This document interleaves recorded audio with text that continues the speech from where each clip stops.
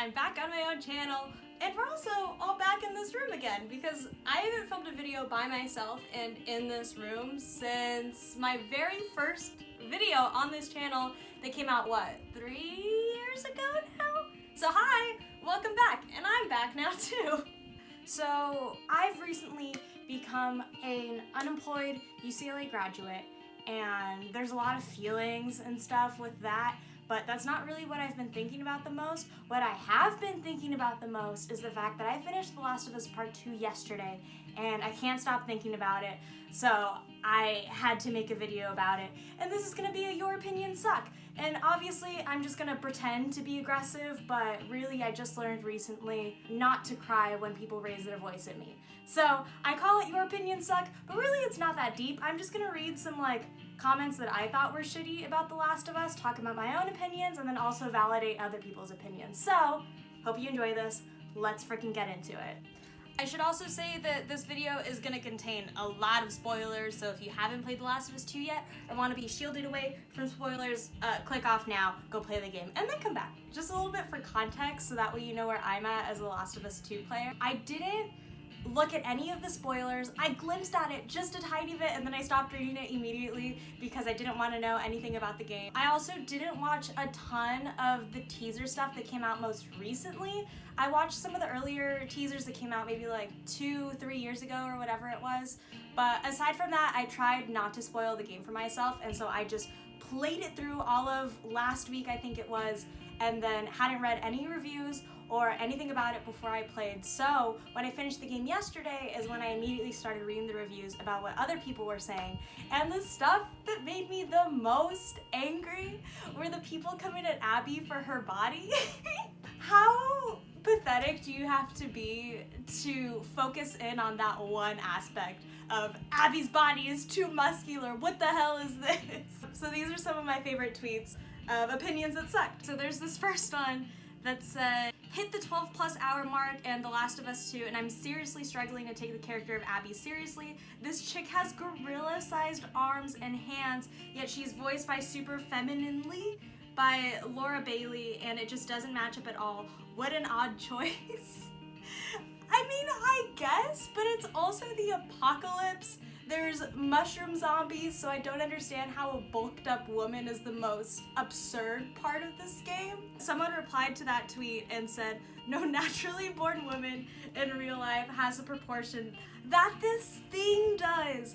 It's not realistic. The anatomy is all fucked up for a female because this thing literally has no curves or widened hips, which all females have for childbirth. Even the most muscular women have curves.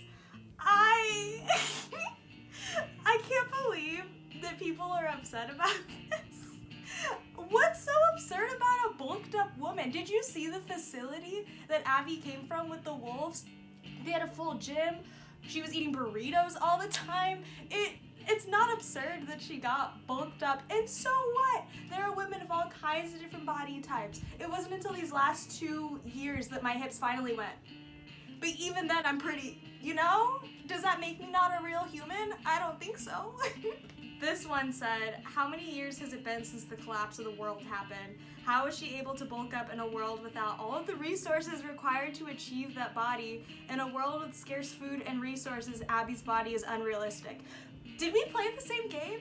Did we play through that part where we walked through the wolves' facilities and saw that massive gym and the burritos that they were eating? And also at one point in Abby's dialogue during her playthrough, she brags about being able to lift, I think 180 something pounds.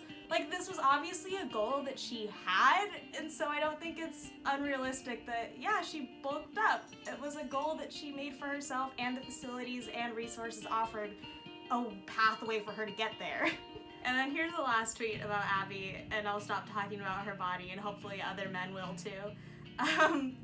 So we're not gonna talk about that awkward sex scene between Abby and Owen. All I'm saying is Abby's oddly shaped muscular body threw the entire scene off. Felt like I was looking at 2 dudes. And there'd be something wrong with looking at 2 dudes? I'd be fine with it.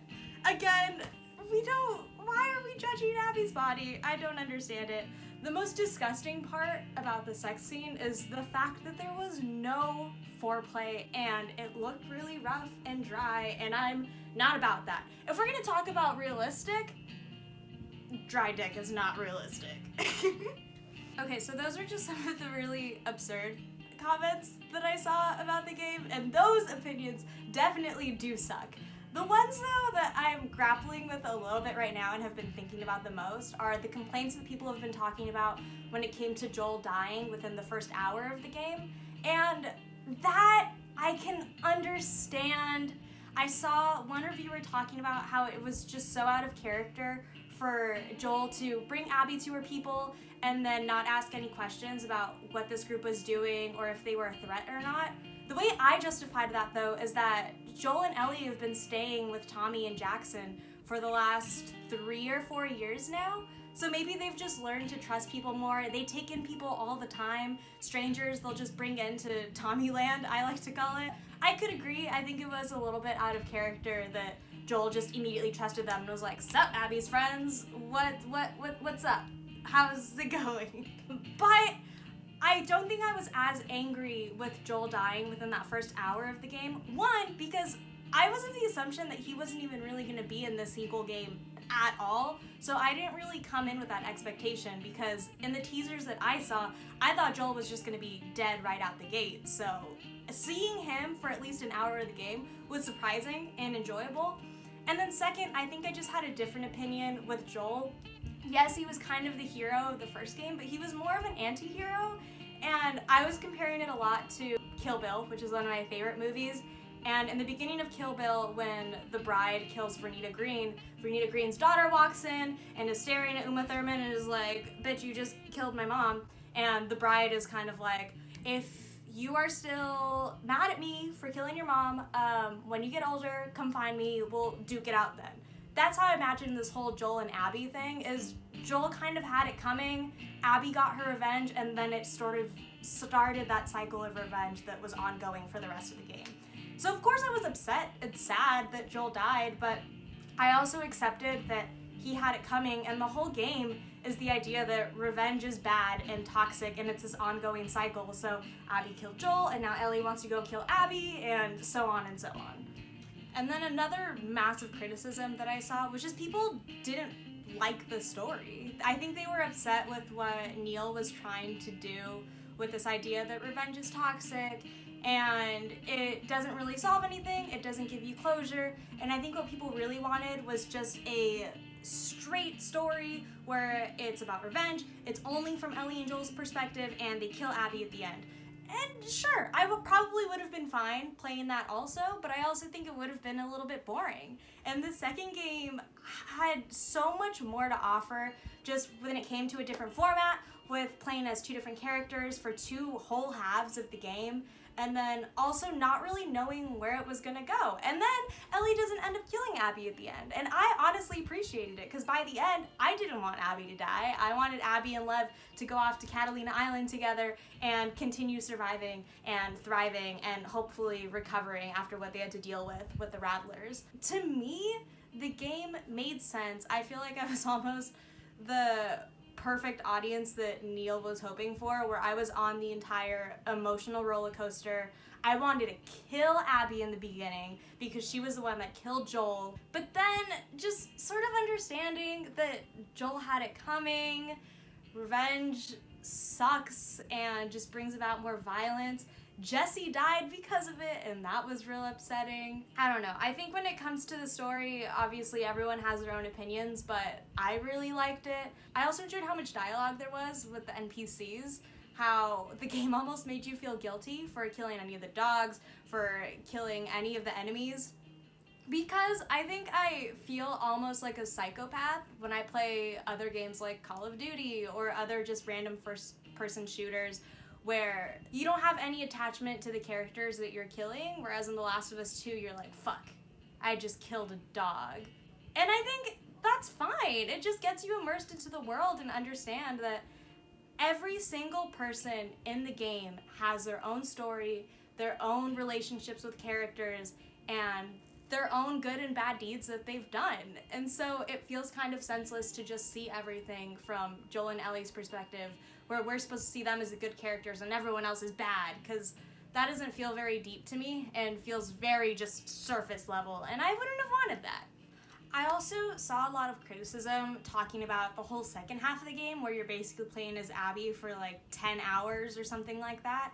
And I understand the criticism with that one because I was a little bit disappointed the first 30 minutes going into Abby's part because they left us on such a cliffhanger of like Abby pointing the gun at Ellie, her foot was on Tommy, and then immediately we're like, here's Abby's backstory. And yeah, I was a little disappointed being like, I came into this game trying to play as Ellie, but after that 30-minute mark, I started understanding what they were trying to do with this part of the game, which was kind of show that Ellie and Abby are very similar. They both have their own individual lives. They both are capable of being a good person. They've made relationships with all these other people that they've lived with for a while. And I started slowly resonating with Abby's character and her world, so I started appreciating it. And I loved the stuff with Yara and Lev. I thought that was really fun. I kind of liked the gender bend of how the first game was big muscular guy and little girl going out into zombie world, and then the second one was big muscular girl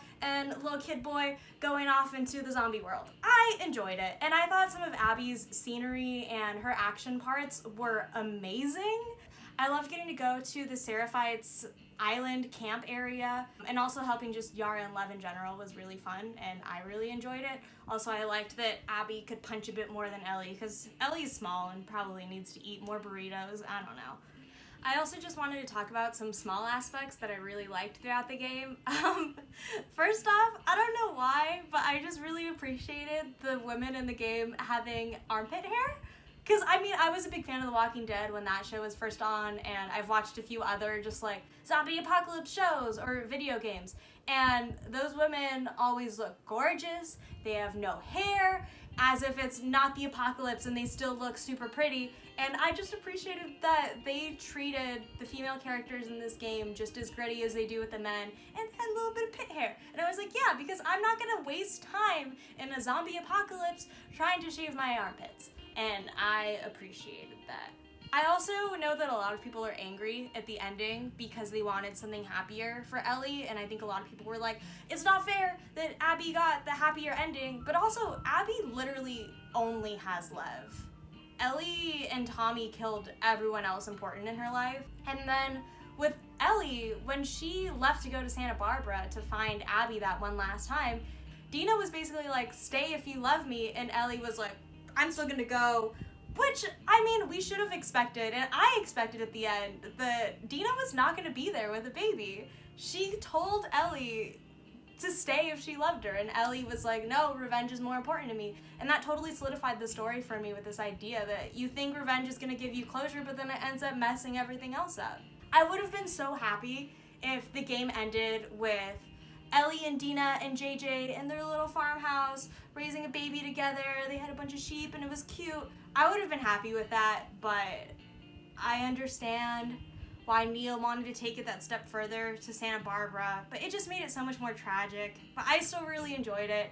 The story to me made sense through and through, so I get why people are angry, but I don't agree. Based on the reviews that I've read and tweets on Twitter and things like that, I've learned that some opinions suck more than others. If you're going to talk about Abby's body, I don't think you should be allowed to have Twitter. But all the other reviews made somewhat sense to me. Overall, I loved the game. I'd give it a solid 9 out of 10. I'm taking away a point for no foreplay during Abby's sex scene because why would you not do that? I loved the sequel. It was worth waiting for me.